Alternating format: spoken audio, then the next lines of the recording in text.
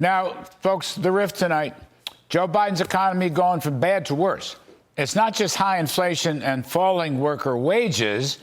Now we've got higher inflation and lower growth, and that will drive wages down as well, and it's called stagflation. The GDP report came in 1.6% for the first quarter, way down from the temporary growth spurt in last year's second half. Meanwhile, the core inflation rate in the first quarter jumped to 3.7% at an annual rate, way above the Fed's 2% target.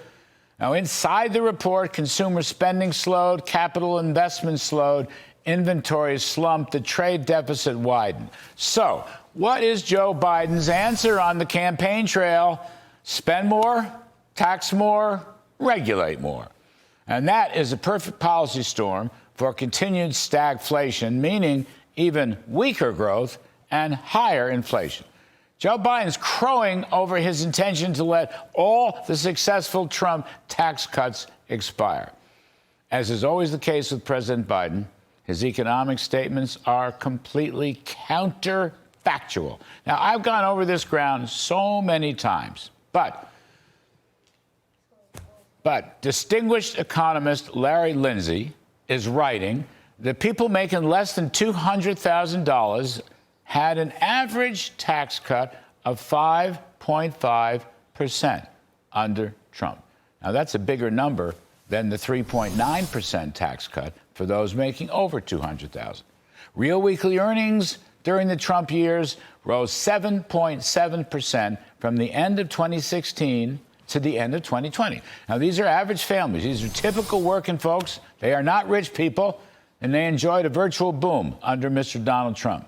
Meanwhile, under Biden, real wages have dropped 2.9%. So let me get this right. Typical families saw their income up 7.7 under Trump, but fall 2.9 under Biden. That is a 10.5% swing against Biden, and that explains so much of why economic confidence in Trump typically runs 25 percentage points or more compared to Biden.